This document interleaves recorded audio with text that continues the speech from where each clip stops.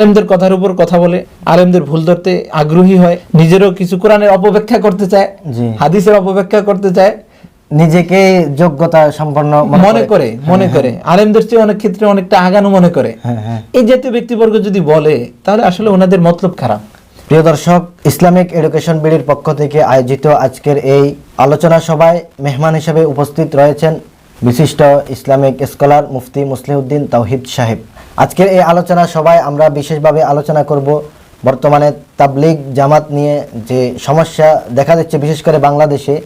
এই তাবলিগ জামাতের উৎসটা কিভাবে হয়েছিল, এই তাবলিগ জামাতের ওলামায়ে কেরামের অবদান কতটুকু রয়েছে, এতে কি ওলামায়ে কেরামের কোনো অবদান রয়েছে কিনা আদৌ, এই বিষয়টা আমরা মুহতারাম থেকে জানতে চাব। আসসালামু আলাইকুম ওয়া রাহমাতুল্লাহ। ওয়া আলাইকুম আসসালাম ওয়া রাহমাতুল্লাহি ওয়া বারাকাতুহু। কেমন আছেন মুহতারাম? আলহামদুলিল্লাহ ভালো আছি, আপনি ভালো আছেন? আলহামদুলিল্লাহ ভালো আছি। তো মুহতারাম থেকে আমি আমাদের দর্শকদের উদ্দেশ্যে কয়েকটি কথা জানতে চাব।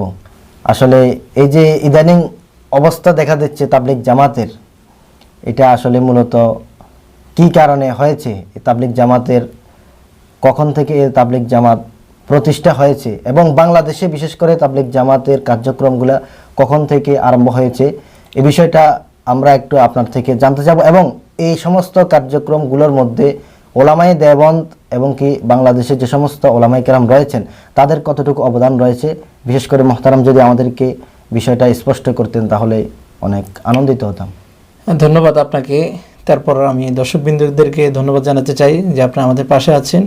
আপনি যেই প্রশ্নটি করেছেন অত্যন্ত গুরুত্বপূর্ণ এবং চমৎকার এবং যুগোপযোগী, এবং যেটা না জানার কারণেই আজকে আমাদের বাংলাদেশের একটা সবচেয়ে বড় রাজনীতি মুক্ত প্ল্যাটফর্ম, যেখানে সব ধরনের মানুষের অংশগ্রহণ আছে, যেখানে ধনী গরিব কোনো পার্থক্য নেই, এবং যেই প্ল্যাটফর্মের উপর শুধু বাংলাদেশ নয় বিশ্বের সমস্ত দেশের মানুষ এরকম আস্থা রেখেছেন এবং নির্দ্বিধায় যেটাকে মানুষ শ্রদ্ধা করত, সম্মান করত, এবং যেখানে সময় লাগানো, যেখানে আর্থিক সহযোগিতা করা নিজেদের জন্য মানুষ সৌভাগ্যর চাবিকাঠি মনে করত, আজকে সেই এই প্ল্যাটফর্মটি আমাদের সামনে ধ্বংসের পথে।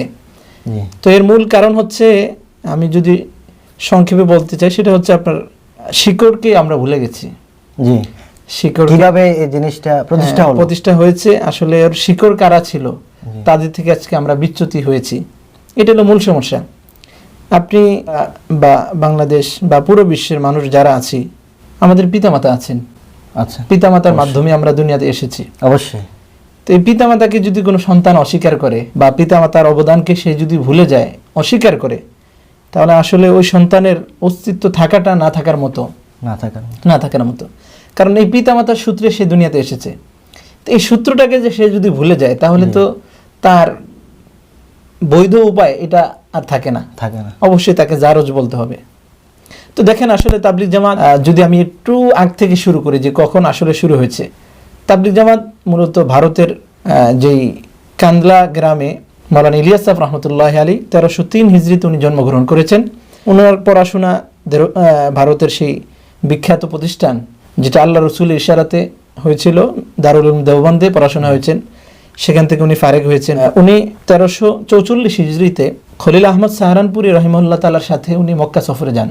সেই মক্কা সফরে যাওয়ার সময় মক্কা থাকা অবস্থায় উনি একটি স্বপ্ন দেখেন আল্লাহ রসুলের পক্ষ থেকে। আল্লাহ রসুল তাকে বলেন যে তুমি আমার হয়ে বা তোমার মাধ্যমে দ্বীনের খেদমত নেওয়া হবে ভারতবর্ষে। এখানে আমি একটা কথা বলতে চাই, হয়তো রাসূলুল্লাহ সাল্লাল্লাহু আলাইহি ওয়াসাল্লামের এই ইশারা বা ইঙ্গিতের মাধ্যমে হয়তো ভবিষ্যতে সামনে যে তাবলীগের কাজটা হয়েছিল, এটাই তাবলীগের কাজটা তো সারা বিশ্বব্যাপী হওয়ার এটাই একটা মাকবুল বা এত প্রচার প্রসার যে হয়েছে, এটা সকলে বিশ্বাস করে। যারা আল্লাহ ওয়ালা তাদের জন্য বা তাদের মাধ্যমে অনেক কিছু আল্লাহ তাআলা বা আল্লাহ রাসূল এরকম স্বপ্ন যদি দেখান, বাস্তবটা তাদেরকে দেখিয়ে দেন। উনি যখন মক্কা সফর করে দেশে আসলেন, ওনার মাথায় এই বিষয়টা বারবার ঘুরপাক খাচ্ছিল যে আসলে আমাকে যে স্বপ্নে দেখানো হয়েছে যে আমার মাধ্যমে কাজ দেওয়া হবে, এটা কীভাবে সম্ভব। উনি বড়দের সাথে পরামর্শ করলেন, বড়রা একটাই সবক দিলেন যে যেই কথা তোমাকে স্বপ্নে বলা হয়েছে যে তোমার মাধ্যমে কাজ নেওয়া হবে, এখন আল্লাহ তাআলা জানেন কিভাবে কাজ নেয়, সেটা আল্লাহ তাআলার ইচ্ছা। এবং এখানে উনি যে বড়দের সাথে পরামর্শ করেছিলেন, বিশেষ করে বড়দের মধ্যে কারা হতে পারে এই বিষয়টা যদি পরিষ্কার করেন। বড়দের সাথে যারা, যে সমস্ত বড়দের সাথে উনি পরামর্শ করেছেন, ওনার উস্তাদ বৃন্দ, বিশেষ করে দারুল উলুম দেওবন্দের যারা বড় বড় উস্তাদ ছিলেন, বিশেষ করে একবারে যার নাম বলতে হয় খলিল আহমদ সাহারানপুরি রহিমাহুল্লাহ তাআলা। রাহিমাহুল্লাহ। উনি সাহারানপুরের বড় একজন শাইখুল হাদিস ছিলেন জি জি এবং জগদ্বিখ্যাত একজন আল্লাহর ওলি ছিলেন, জি আল্লাহর ওলি ছিলেন।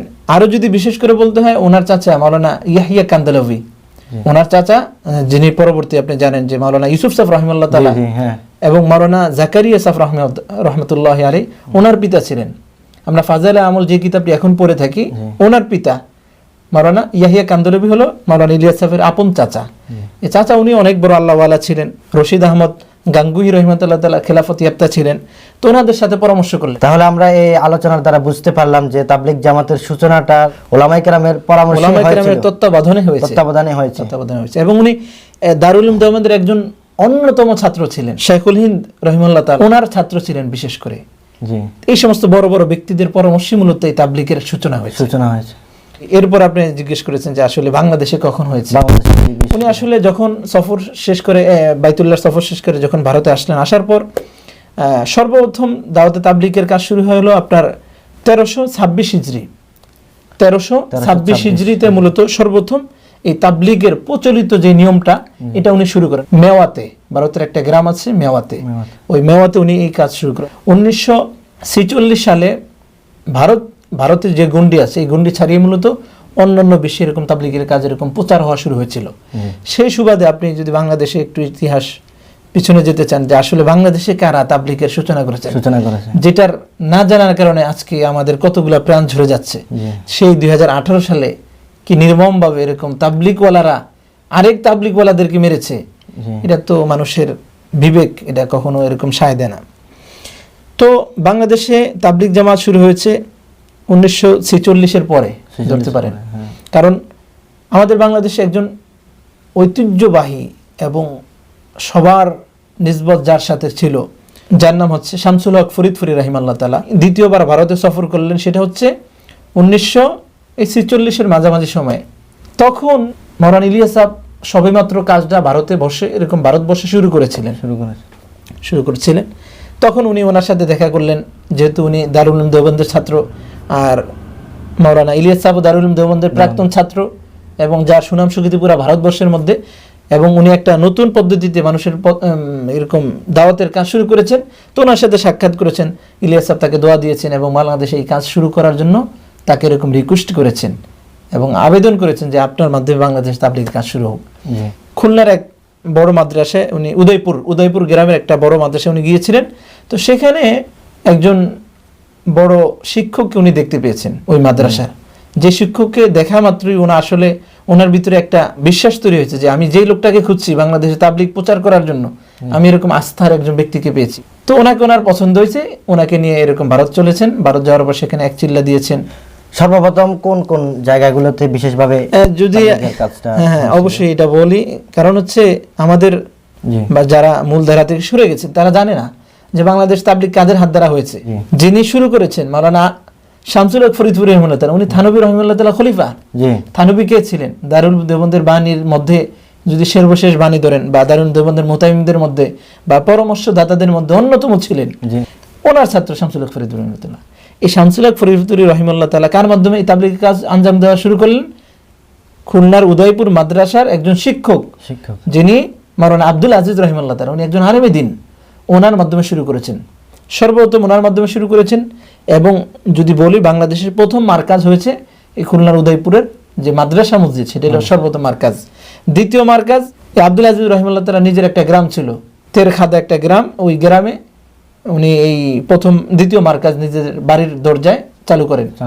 সেখানেও বিভিন্ন কারণে বা সংকুলান না হওয়ার কারণে সেখান থেকে মার্কাজ নিয়ে আসেন খুলনার তালাবওয়ালা মসজিদে, সদরে যে মসজিদটা, সেখানে আনেন। সেখানেও এরকম কার্যক্রম চলে।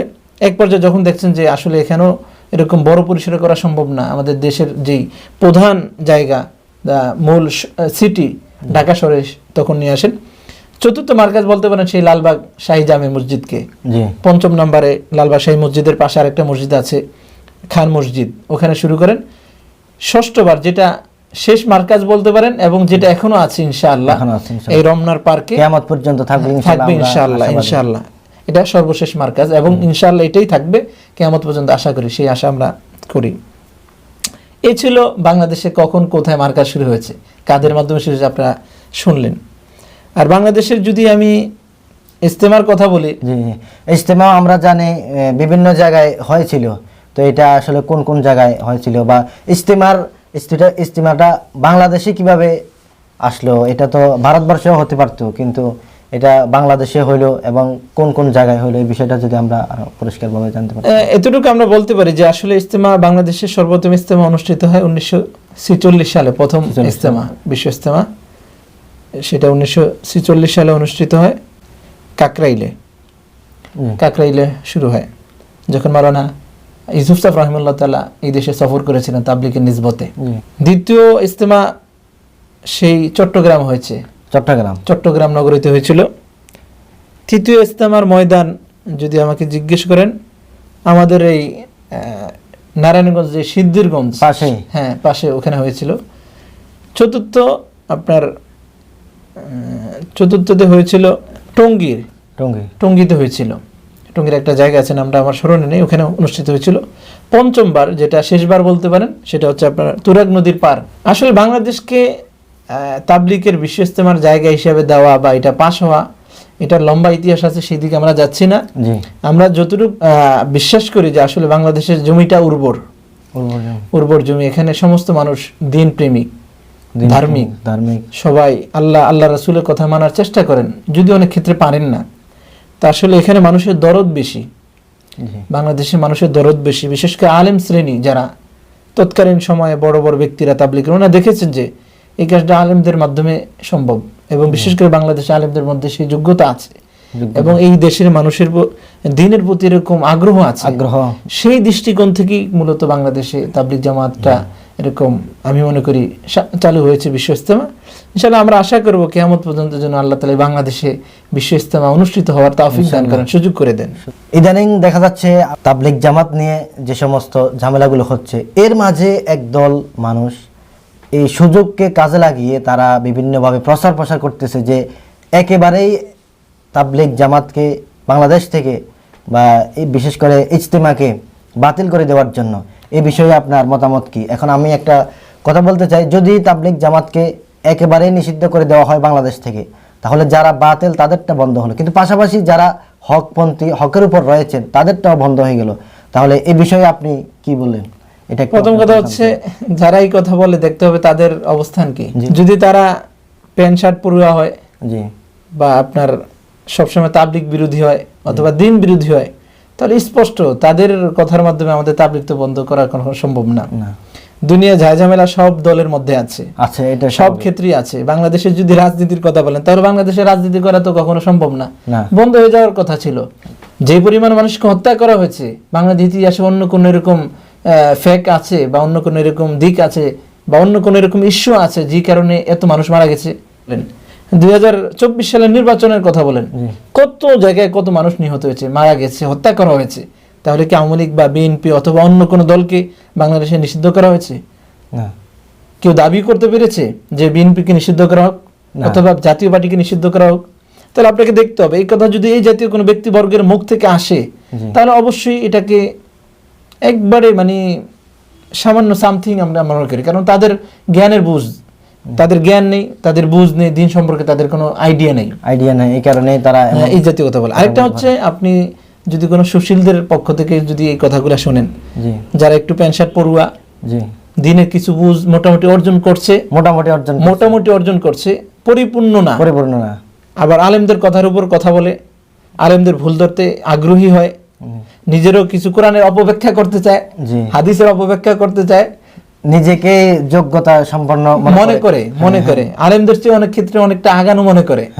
এই জাতীয় ব্যক্তিবর্গ যদি বলে, তাহলে আসলে ওনাদের মতলব খারাপ। এখন কিভাবে মতলব খারাপ? আসলে ওনারা চায় যে আসলে দিনের জন্য কোনো কষ্টের প্রয়োজন নেই।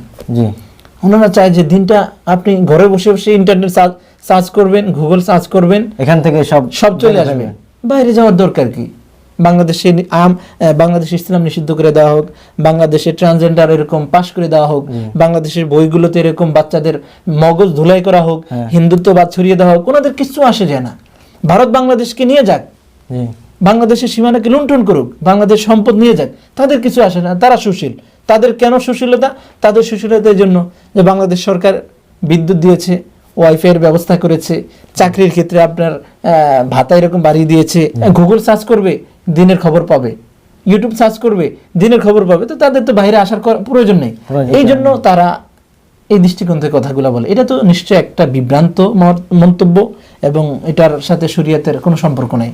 তাদের এই কথা কোরআনও অ্যালাউ করে না, হাদিস অ্যালাউ করে না।